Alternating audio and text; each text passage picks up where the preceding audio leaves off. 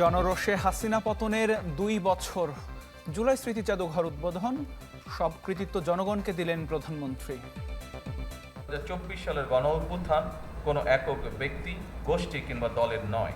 এই অভ্যুত্থানের মহানায়ক বাংলাদেশের গণতান্ত্রিকামী জনগণ।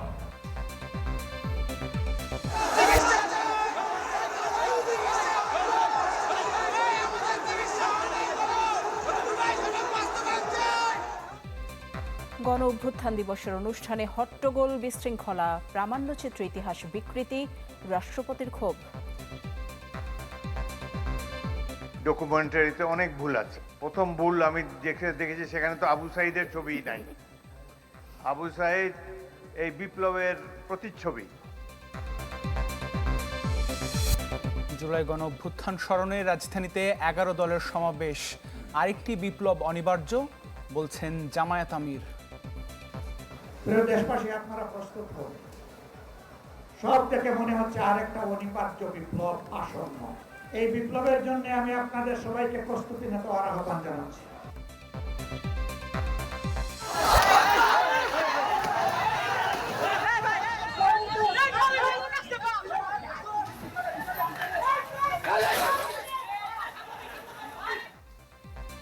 জুলাই কর্মসূচি ঘিরে নারায়ণগঞ্জ ও বরিশাল বিশ্ববিদ্যালয়ে ছাত্রদল শিবির সংঘর্ষ, থমথমে ঢাকা আলিয়া মাদ্রাসা।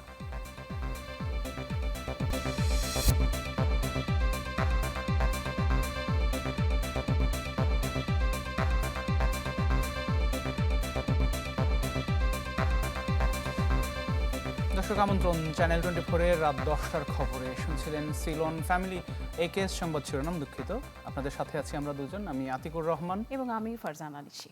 দুয়ার খুলল জুলাই গণ অভ্যুত্থান স্মৃতি জাদুঘরের।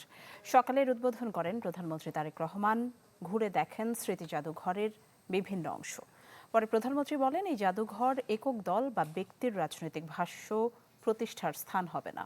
সতর্ক করেন ইতিহাসের অসম্পূর্ণ এবং অতিরঞ্জিত বয়ান নিয়ে অহেতুক ইস্যু তৈরি করে অস্থিরতা সৃষ্টির অপচেষ্টা করা হচ্ছে বলেও অভিযোগ করেন তারেক রহমান। একসময় এটি ছিল প্রধানমন্ত্রীর বাসভবন। দীর্ঘ ১.৫ দশকের বেশি সময় ধরে যেখান থেকে নির্দেশ আসত গণতান্ত্রিক আন্দোলন দমনের। রাজনৈতিক পট পরিবর্তনের পর সেটি এখন জুলাই গণ অভ্যুত্থান স্মৃতি জাদুঘর। দ্বিতীয় জুলাই গণ অভ্যুত্থান দিবসে জাদুঘরটি উদ্বোধন করেন প্রধানমন্ত্রী। ঘুরে দেখেন অভ্যুত্থানের ঘটনা প্রবাহের আলোকচিত্র, স্মৃতিচিহ্ন ছাড়াও হাসিনা আমলের দমনপীড়নের নানা প্রমাণাদি। এরপর প্রধানমন্ত্রী যোগ দেন উদ্বোধনী অনুষ্ঠানে। মঞ্চে ওঠার পর দর্শক সারিতে থাকা অন্তর্বর্তী সরকারের প্রধান উপদেষ্টা ডক্টর মোহাম্মদ ইউনূসকে ডেকে নেন তারেক রহমান। এটা আমাদের ইতিহাসের একটা নতুন পর্যায় সৃষ্টি করেছে। এই জাদুঘর তাৎক্ষণিকভাবে অতীতকে ধারণ করেছে, কিন্তু ভবিষ্যৎ রচনা করেছে। আমরা কারা, কি চাই, আমাদের মনে কি ছিল। প্রধান অতিথির বক্তব্যে প্রধানমন্ত্রী বলেন, অসম্পূর্ণ অতিরঞ্জিত বয়ান ইতিহাসকে শক্তিশালী করে না। আশা করেন জুলাই স্মৃতি জাদুঘর কোনো দল বা ব্যক্তির একক রাজনৈতিক ভাষ্য প্রতিষ্ঠার স্থান হবে না। এই জাদুঘর কোনো একটি দল, গোষ্ঠী বা ব্যক্তির একক রাজনৈতিক ভাষ্য প্রতিষ্ঠার স্থান হবে না। কারণ ২০২৪ সালের গণ অভ্যুত্থান কোনো একক ব্যক্তি, গোষ্ঠী কিংবা দলের নয়। এই অভ্যুত্থানের মহানায়ক বাংলাদেশের গণতান্ত্রিকামী জনগণ। তারেক রহমান আরো বলেন, কেউ কেউ অহেতুক ইস্যু তৈরি করে অস্থিরতা সৃষ্টির অপচেষ্টা করছে। এতে পতিত শক্তির পুনরুত্থানের পথ সুগম হচ্ছে কিনা তা ভেবে দেখার আহ্বান জানান তিনি। ফ্যাসিবাদ মুক্ত বাংলাদেশে কেউ কেউ অহেতুক ইস্যু তৈরি করে দেশে অস্থিরতা সৃষ্টির অপচেষ্টা শুরু করেছে। এসব পরিস্থিতি তৈরি করে তারা নিজেদের অজান্তেই পতিত পরাজিত পলাতক স্বৈরাচারের পুনরুত্থানের পথ সুগম করছে কিনা সেটি মনে হয় ভেবে দেখা প্রয়োজন আমাদের। প্রধানমন্ত্রীর আশা, ভবিষ্যৎ প্রজন্মের সামনে পূর্বসূরিদের সাহসী ইতিহাস তুলে ধরবে জুলাই গণ অভ্যুত্থান স্মৃতি জাদুঘর। এবং সবাইকে আমি আন্তরিক ধন্যবাদ জানাই। শাহনেওয়াজ বাবলু, চ্যানেল 24, ঢাকা। ৬ আগস্ট নয়, উদ্বোধনের দিনই সবার জন্য খুলে দেয়া হলো জুলাই গণ অভ্যুত্থান স্মৃতি জাদুঘর। যদিও প্রবেশ নিয়ে দিনভর ছিল নানা নাটকীয়তা। কর্তৃপক্ষের সিদ্ধান্ত নিয়ে ক্ষোভ জানান জুলাই যোদ্ধা ও শহীদ পরিবারের সদস্যরা। বহু আকাঙ্ক্ষার জুলাই গণ অভ্যুত্থান স্মৃতি জাদুঘর। গণভবনের প্রতিটি কোণ যেন বলে যায় টানা ৩৬ দিনের আন্দোলনের গল্প, দেয়াল জুড়ে জীবন্ত বর্ষা বিপ্লবের ইতিহাস। শুধু ২৪শে জুলাই নয়, দীর্ঘ ১৭ বছরের দমন পীড়নের প্রদর্শনী জাদুঘরে যোগ করেছে ভিন্ন মাত্রা। তাই তো বারণ না মেনে উদ্বোধনের প্রথম দিনই পরিবার পরিজন নিয়ে হাজির নানা শ্রেণী পেশার মানুষ। ভবিষ্যৎ প্রজন্ম যেন দেখতে পারে যে আমাদের একটা ১৬-১৭ বছর একটা স্বৈরশাসক ছিল, সে কীরকম অত্যাচার নির্যাতন এই জনগণের উপর করত। জাদুঘরের পেছনে আমরা ২ বছর ধরে কাজ করছি, এটা যেমন সত্য, আবার আমরা বলছি যে আমাদের অনেক গবেষণা কিন্তু চলমান রয়েছে।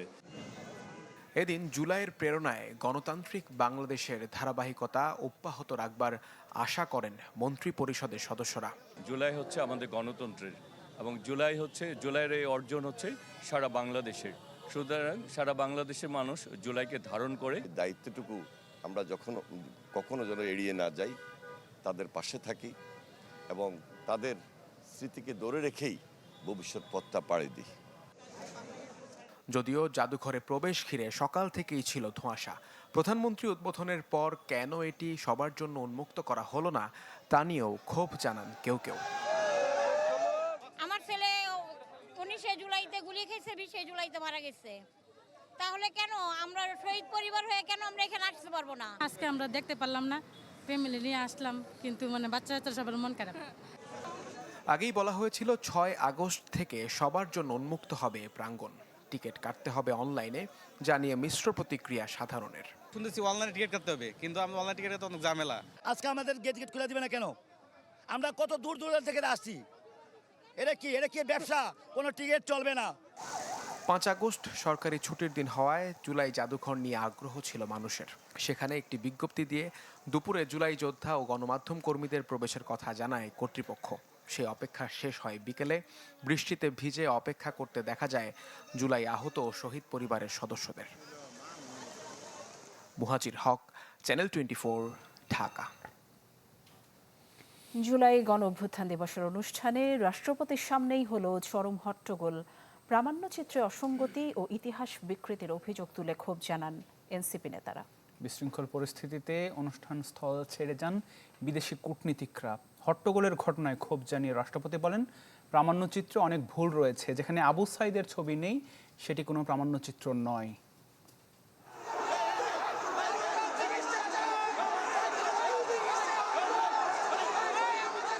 প্রামাণ্যচিত্রে অসঙ্গতি এবং ইতিহাসের দলীয়করণের অভিযোগ তুলে খোদ রাষ্ট্রপতির উপস্থিতিতে এই হট্টগোল। নজিরবিহীন এই ঘটনা ঘটে বাংলাদেশ চীন মৈত্রী সম্মেলন কেন্দ্রে জুলাই যোদ্ধা ও শহীদ পরিবারের সংবর্ধনা অনুষ্ঠান এবং আলোচনা সভায়।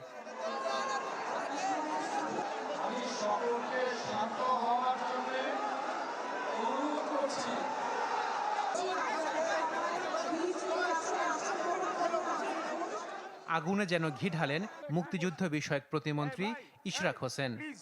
আপনারা কি নিজেদের জাহির করার জন্য আসছেন? ডকুমেন্টারি দেখানোর জন্য আসছেন? কি করছেন আপনারা? শহীদদের জন্য আপনারা কি করছেন? পরিস্থিতি সামলাতে এনসিপি নেতা আখতার হোসেনকে মঞ্চে ডাকেন স্বরাষ্ট্রমন্ত্রী। এনসিপির সদস্য সচিব কথা বলবেন। এক পর্যায়ে এ নিয়ে মুক্তিযুদ্ধ মন্ত্রী দুঃখ প্রকাশ করলে পরিস্থিতি শান্ত হয়, যদিও ততক্ষণে অনুষ্ঠানে আগত বিদেশি কূটনীতিকরা বেরিয়ে যান। পরে বক্তব্য দিতে এসে ইতিহাসের দলীয়করণের অভিযোগ তুলেন এনসিপি নেতারা, আর গণভোটের রায় বাস্তবায়নের দাবি জানায় জামাত। মুক্তিযুদ্ধের ইতিহাসকে যেমন একপেশে আওয়ামী লীগ দখল করেছিল, ঠিক একই ধরনের একটা পরিস্থিতি এখানে তৈরি হয়েছে। গণভোটের গণরায় কার্যকর করে এই রক্তাক্ত জুলাইয়ের গণ আকাঙ্ক্ষাকে আপনি বাস্তবায়িত করে ইতিহাসে আপনি স্মরণীয় বরণীয় হয়ে থাকতে পারেন। জুলাইয়ের কৃতিত্ব নেওয়ার প্রতিযোগিতা চলছে জানিয়ে স্বরাষ্ট্রমন্ত্রী বলেন, আদালত ঠিক করবে আওয়ামী লীগের পরিণতি। জুলাইয়ের কৃতিত্ব নেওয়ার জন্য, রাজনীতি করার জন্য সবাই প্রতিযোগিতায় নেমেছে। আমরা প্রতিযোগিতা করছি জুলাইয়ের আকাঙ্ক্ষা বাস্তবায়নের জন্য। আমরা এক্সিকিউটিভ অর্ডারে যেমন কোন রাজনৈতিক দলের নিষিদ্ধ ঘোষণা চাই না, কিন্তু বিচারিক প্রক্রিয়া অবশ্যই আদালত নির্ধারণ করবে এই আওয়ামী লীগের কি হবে। প্রামাণ্যচিত্রে অসঙ্গতির ঘটনায় ক্ষোভ প্রকাশ করেন রাষ্ট্রপতি হাফিজউদ্দিন আহমদ। বলেন, জুলাইয়ের ইতিহাস গৌরবের। ডকুমেন্টারিতে অনেক ভুল আছে। প্রথম ভুল আমি দেখেছি সেখানে তো আবু সাইদের ছবিই নাই। আবু সাইদ এই বিপ্লবের প্রতিচ্ছবি, প্রতীক। তার ছবি না থাকলে এটা কোনো ডকুমেন্টারি হলো না। সেখানে আরো নাই দেশনেত্রী বেগম খালেদা জিয়ার ছবিও তো নাই। সুতরাং অনুশোচনা না থাকায় আওয়ামী লীগ নেতারা ডিসেম্বরে দেশে ফিরতে চাইছে বলেও মন্তব্য করেন রাষ্ট্রপতি। তো অন্যায়, অবিচার, খুন, গুম, মানি লন্ডারিং, হত্যা, নির্যাতন, আয়নাঘর, এতে তারা কোনো লজ্জাবোধ করে না তো। আবার বলে যে ডিসেম্বর মাসে আসেন। এর আগে জুলাই যোদ্ধা ও শহীদ পরিবারের হাতে সম্মাননা তুলে দেন রাষ্ট্রপতি মোহাম্মদ হাফিজউদ্দিন আহমদ। জুলাই শহীদ আশাকেন প্রিন্স, চ্যানেল 24, ঢাকা।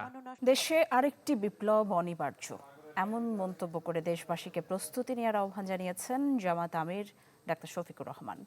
জুলাই গণঅভ্যুত্থান স্মরণে বায়তুল মোকাররমে দক্ষিণ গেটে 11 দলের গণসমাবেশে তিনি বলেন, ক্ষমতাসীনরা বিশ্বাসঘাতকতা না করলে বিরোধী দলের অস্থির হওয়ার কোনো কারণ নেই।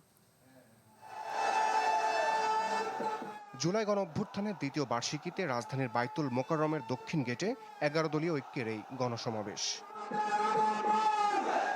গণভোটের রায় বাস্তবায়নের দাবিতে ডাকা কর্মসূচিতে যোগ দিতে বৃষ্টি উপেক্ষা করেই অনুষ্ঠানস্থলে জড়ো হন নেতাকর্মীরা। বক্তব্যে সরকারের কর্মকাণ্ড নিয়ে ক্ষোভ জানান 11 দলের শীর্ষ নেতারা। আহ্বান জানান সন্ত্রাসের বিরুদ্ধে সবাইকে সোচ্চার থাকার। জুলাইকে কেন্দ্র করে রাজনৈতিক দলগুলোর মাঝে যে ঐক্য গড়ে উঠেছিল তা ধরে রাখার কথাও বলেন বক্তারা। বিদ্যুৎ থাকবে না, গ্যাস থাকবে না, রাস্তা দখল হয়ে গেছে হকার দ্বারা। বিএনপির হকাররা সব রাস্তা দখল করে নিয়েছে। আপনি তো বিএনপির হকারদেরকে সামলাতে পারছেন না, 18 কোটি মানুষকে কিভাবে সামলাবেন? কোন নেগোসিয়েশন হবে না, একটু হবে না, পতন হবে আপনার। বাংলার মাটিতে জনগণ আপনাকে পতন করে শেখ হাসিনার মতো উচিত শিক্ষা দিয়ে তবে আমরা বাংলাদেশের যে দ্বিতীয় স্বাধীনতার যুদ্ধ সেটার ভবিষ্যৎ মাত্রা এগিয়ে নিয়ে যাব। সেই 24 বিপ্লব পরবর্তী নতুন বাংলাদেশে ছাত্র দলের সন্ত্রাস নির্ভর রাজনীতি বাংলাদেশের শিক্ষাঙ্গনগুলোতে চলতে পারে না। প্রধান অতিথির বক্তব্যে জামাত আমির মন্তব্য করেন, অতীতে জনরায়কে যারাই উপেক্ষা করেছে, অপমানিত হয়ে ক্ষমতা থেকে বিদায় নিতে হয়েছে তাদের। বলেন, বর্তমান বাস্তবতায় দেশে আরেকটি বিপ্লব অনিবার্য। ওনারা বলতে চান মাত্র 5 মাস হলো সরকারের, এত অস্থির কেন আপনারা? আমি পাল্টা প্রশ্ন করতে চাই, মাত্র 5 মাসের ভিতরে জনগণের সাথে এত বিশ্বাসঘাতকতা করলেন কেন? সব থেকে মনে হচ্ছে আরেকটা অনিবার্য বিপ্লব আসন্ন। এই বিপ্লবের জন্য আমি আপনাদের সবাইকে প্রস্তুতি নিতে আহ্বান জানাচ্ছি। জুলাই শহীদদের নিয়ে রাজনীতি না করার আহ্বান জানান বিরোধী দলীয় নেতা। শহীদদেরকে নিয়ে রাজনৈতিক রং দেওয়ার চেষ্টা করবেন না। রমিজ হুসাইন, চ্যানেল 24, ঢাকা। শিক্ষাঙ্গনে আগের মতো সন্ত্রাস দেখা যাচ্ছে, এর জন্য জুলাই যোদ্ধারা জীবন দেয়নি। জুলাই এখনো শেষ হয় নাই শিরোনামের স্থির চিত্র প্রদর্শনী অনুষ্ঠানে এমন মন্তব্য করেছেন জামাত আমির ডাক্তার শফিকুর রহমান। বলেন, জুলাই অভ্যুত্থানের পর জনগণের আশা ছিল স্বাধীনতার পাশাপাশি পূর্ণ সার্বভৌমত্ব, তবে 2 বছরে সে আকাঙ্ক্ষা পূরণ হয়নি। গণভোটের রায় বাস্তবায়নের ওয়াদা পূরণ না করে সরকারি দল জনগণের সাথে প্রতারণা করেছে বলেও অভিযোগ করেন তিনি। আরেক অনুষ্ঠানে বিরোধী দলীয় নেতা বলেন, সব জায়গায় ফ্যাসিবাদের কালো ছায়া এখনও রয়েছে। এ সময় জুলাই শহীদদের রাষ্ট্রীয় খেতাব এবং আহতদের সুচিকিৎসা ও পুনর্বাসন নিশ্চিতের দাবি জানান তিনি। গত 4 দিন ধরে বাংলাদেশের শিক্ষাঙ্গনের চিত্র আপনারা দেখতে পাচ্ছেন। কি ডিফারেন্স? কি একই চিত্র, সেই রামদা, সেই কিরিশ, সেই হাতুড়ি, সেই চাইনিজ কুড়াল, সেই হেলমেট, সেই বাইরের টুকাই, সেই বাইরের সন্ত্রাসী। শিক্ষাঙ্গনের পবিত্র অঙ্কনকে তারা কলুষিত করছে, রক্তাক্ত করছে। এই বাংলাদেশের জন্য আমাদের শহীদরা জীবন দিয়ে যায়নি। 36 জুলাই স্বাধীন বাংলাদেশের ইতিহাসে এক বিরল গণ অভ্যুত্থানের দিন। 2024 সালের এই দিনে ছাত্র জনতার ব্যাপক জনবিস্ফোরণে পতন হয় শেখ হাসিনার 16 বছরের স্বৈরশাসনের। গুম, খুন, দুর্নীতি আর শোষণ থেকে মুক্তি পায় বাংলাদেশ। জুলাই যোদ্ধা আর রাজনৈতিক বিশ্লেষকরা মনে করেন, ভবিষ্যতে স্বৈরাচার হওয়া দুঃসাহস দেখাবে না আর কোনো সরকার। মাকসুদুন নবীর রিপোর্টে বিস্তারিত।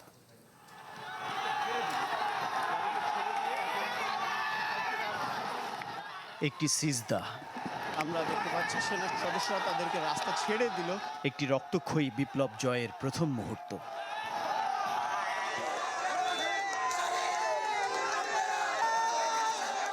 রাজপথে হাজারো প্রাণের উৎসর্গে যে অর্জন, তার উদযাপনটা ছিল অশ্রু ভেজা।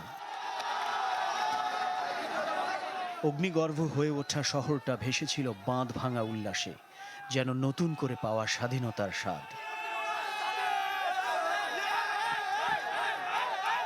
আমরা স্বাধীন হয়েছি, আমরা স্বাধীন হয়েছি।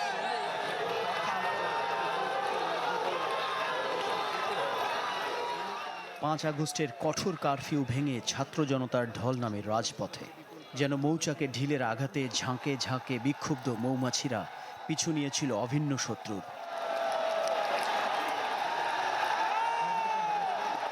ঢাকার উপকণ্ঠগুলোর পথ ধরে সকাল 11টার দিকে জনতার খরস্রোতে ভেঙে যায় শহরে প্রবেশ মুখের যত বাঁধ। ব্যারিকেড তুলে নেয় সেনাবাহিনী। 20-30 মাইল পথ পায়ে হেঁটে গণভবনের দিকে এগিয়ে চলে লাখ লাখ মানুষ। দুপুর গড়াবার আগেই খবর আসে বাংলাদেশের সীমানা ছেড়ে পালিয়েছেন 16 বছরের স্বৈরশাসক শেখ হাসিনা। মুহূর্তে এই বিক্ষোভ মিছিলটা পরিণত হয়ে গেল বিজয় উৎসবে। সেই 5ই অগস্টে আপনি খেয়াল করেন লক্ষ লক্ষ মানুষ রাস্তায়, শেখ হাসিনা এবং তার পরিষদরা পালিয়ে যাচ্ছে। কেউ কচুরিপানার নিচে পালাচ্ছে, কেউ বাথরুমে পালাচ্ছে, কেউ লুকিয়ে যাচ্ছে। আপনি ভাবতে পারেন সেই লোকগুলো যারা দম্ভ নিয়ে কথা বলতো, যারা বলতো কোথায় পালাবো, ইতিহাস দেখিয়ে দিল দম্ভের পতন হয়। গণভবন নামের প্রতাপশালী সেই লাল দালান সেদিন দখল নিয়েছিল গণমানুষ। ফ্যাসিবাদের রেখে যাওয়া চিহ্নগুলো নিয়ে রীতিমতো ছেলে খেলায় মেতে ওঠে বিক্ষুব্ধ জনতা। গণতন্ত্রের নামে একদলের শাসন আর শাসনযন্ত্রের দুর্নীতি অনিয়মের কেন্দ্রবিন্দু হয়ে ওঠার সংসদের ভেতরে ঢুকে যায় সাধারণ মানুষ। 1-2 বছরে আমরা যতটুকু পরিবর্তন চেয়েছিলাম এটা হয়তো 5 থেকে 10 বছর লাগতে পারে। তবে এর আগে যেভাবে একটা দল স্বৈরাচার হয়ে উঠতে পেরেছিল, এটা আগামীতে কারোরই এই সুযোগটা থাকবে না। জুলাই অবশ্যই সফল। যদি জুলাই সফল না হতো তাহলে ফ্যাসিস্ট দেশ থেকে পালিয়ে যেত না। একটি সুন্দর গণতান্ত্রিক রাষ্ট্র বিনির্মাণ হওয়ার যে স্বপ্ন ছিল গোটা বাংলাদেশের মানুষের, সেটার সূচনা হতো না।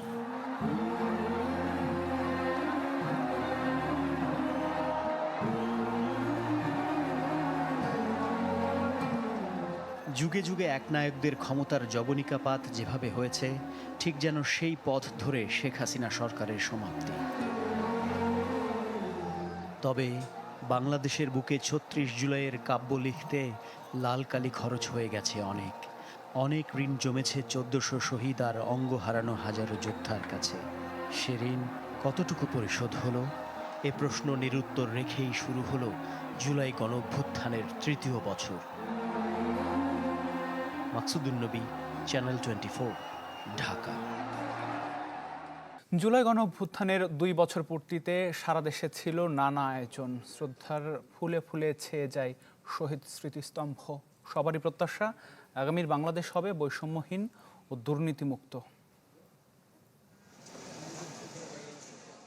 যে রাজপথ একদিন মুখর ছিল প্রতিবাদের মিছিলে, সেই পথেই উচ্চারিত হচ্ছে জুলাই গণঅভ্যুত্থানের স্মৃতি, ত্যাগ আর পরিবর্তনের গল্প।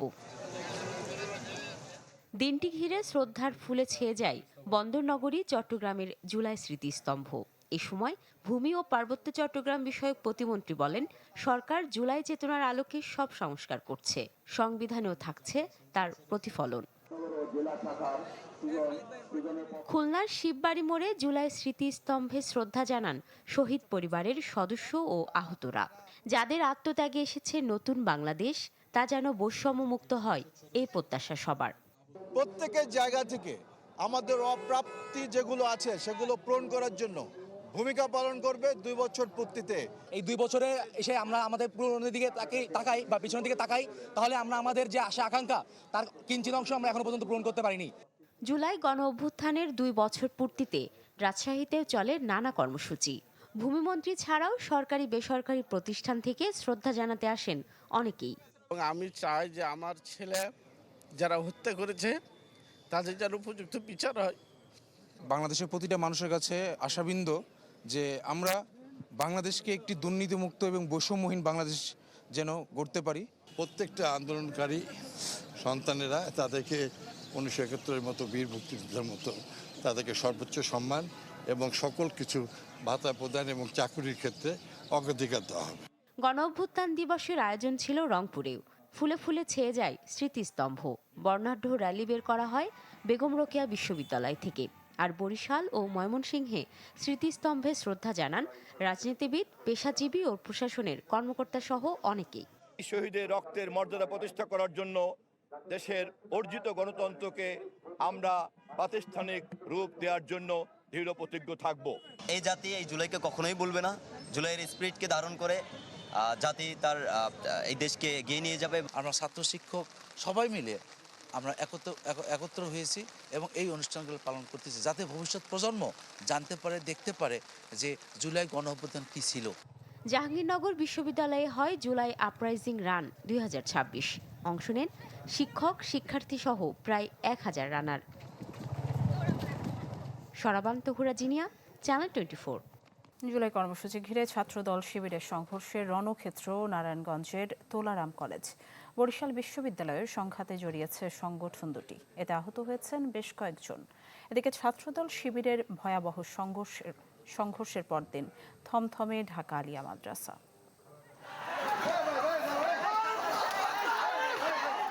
দুপক্ষের পাল্টাপাল্টি বিরোধে রণক্ষেত্র নারায়ণগঞ্জের সরকারি তোলারাম কলেজ প্রাঙ্গণ।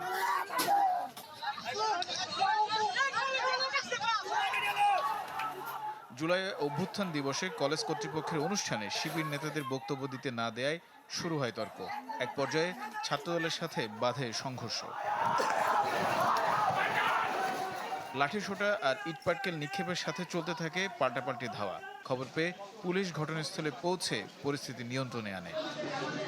শান্ত করার পরে আমরা এখন পর্যন্ত এখানে পরিস্থিতি স্বাভাবিক করে ফেলেছি। তো পরিস্থিতি পরবর্তী যতক্ষণ দরকার পুলিশ এখানে থাকবে এবং কোনো অবস্থায় যাতে আইন শৃঙ্খলার অবনতি না হয়, এলাকাবাসীর কোনো দুর্ভোগ না হয়, সেটা আমরা এনশিওর করব। ছাত্রদল ও শিবিরের মধ্যে সংঘর্ষ হয়েছে বরিশাল বিশ্ববিদ্যালয়ে। জুলাই অভ্যুত্থান দিবস উপলক্ষে ভিসি গেটের বিপরীত পাশে মিছিলের আয়োজন করে ছাত্র শিবির। এতে বহিরাগতদের উপস্থিতির অভিযোগ তুলে বাধা দেয় ছাত্রদল। কথা কাটাকাটির এক পর্যায়ে বাধে সংঘর্ষ। উভয় পক্ষের আহত হন বেশ কয়েকজন। এদিকে শিক্ষা প্রতিষ্ঠানে সহিংসতার প্রতিবাদে ঢাকা বিশ্ববিদ্যালয়ে পাল্টাপাল্টি কর্মসূচি পালন করেছে ছাত্রদল ও ছাত্র শিবির। এই সময় একে অন্যের বিরুদ্ধে অভিযোগ করে সংগঠন দুটি নেতারা। জাতির গণভোটের গণরায় যদি কার্যকর করা না হয়, আগামী দিনে জাতির সামনে বিশ্বাসঘাতক হিসাবে আপনারা অভিহিত হবেন ইনশাআল্লাহ। প্রতিটা মিছিলে বাইরে থেকে লোক নিয়ে এসে, ভাড়া করা টোকাইদের নিয়ে এসে, অছাত্রদের নিয়ে এসে, আদু ভাইদেরকে নিয়ে এসে এই ক্যাম্পাসগুলোকে তারা উত্তপ্ত করার চেষ্টা করছে। গোপালগঞ্জ বিজ্ঞান ও প্রযুক্তি বিশ্ববিদ্যালয়ে জুলাই অভ্যুত্থান দিবসে নিম্নমানের খাবার বিতরণ নিয়ে শিক্ষার্থীদের হাতাহাতি হয়েছে। শরীয়তপুর পৌরসভা অডিটোরিয়ামে বিএনপি ও এনসিপি নেতাকর্মীদের হাতাহাতির ঘটনা ঘটেছে। এতে আহত হয়েছেন অন্তত 4 জন। এছাড়াও অনুষ্ঠানের খবর সংগ্রহের সময় কুড়িগ্রামে সাংবাদিককে লাঞ্ছিতের অভিযোগ উঠেছে ছাত্রদলের বিরুদ্ধে। তানিম রহমান, চ্যানেল 24।